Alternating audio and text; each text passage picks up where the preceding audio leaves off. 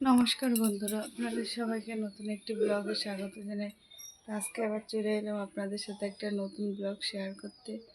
এখন বাজে কটা ঠিক বলতে পারবো না, কারণ ঘড়িটা আমাদের ব্যাটারিটা লাগাতে হবে।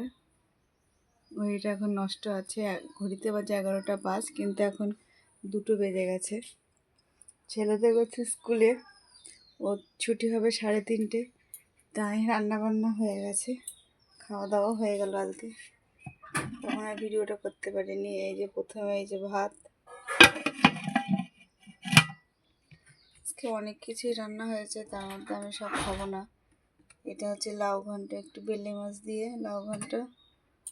আর এটা হচ্ছে সেই পাহাড়ি সবজি স্কচ দিয়ে বেলে মাছের ঝোল সেদ্ধ করে ফেলে দিয়ে। আর এটা হচ্ছে সেই হেলাঞ্চি শাকের তরকারি, আমি খাবো না, খাইনি।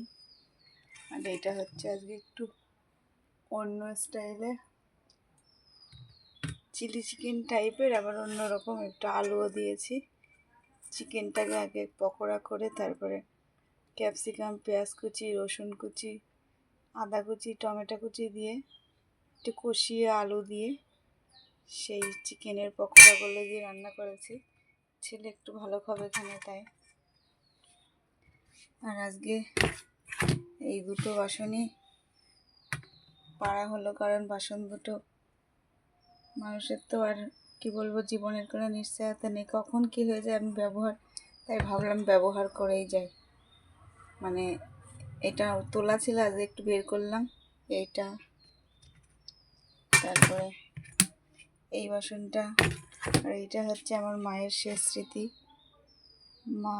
মায়ের সেই পুরনো শাড়ি দিয়ে রাখা হয়েছিল মা বেঁচে থাকতেই, আজ মা আর নেই। তাই আমি ভাবলাম যে আমি বাসনগুলো বের করেই নিই, বের করে একটু ব্যবহার করি। কখন কি হয় তখন একটা আক্ষেপ থাকবে যে আমি বাসনগুলো ব্যবহার করতে পারিনি। তো যাই হোক, এই রান্নাবান্না হলো। আমি তো সব কিছু খাইনি, আমি শুধু খেয়েছি একটু লাউ ঘন্ট দিয়ে। এই লাউ ঘন্টটা দিয়ে আর একটুখানি এই মাছ নিয়ে আর একটু স্কোয়াশ নিয়ে একটু ঝোল নিয়ে একটা পেঁয়াজ কেটে এর মধ্যে দেখুন সেই কবের ভুট্টা পুড়িয়ে সেই খায়নি ছেলে, তাই এর মধ্যে রাখা হয়েছে। আজকে আর একটু শিখে দিতে হবে যদি খায়।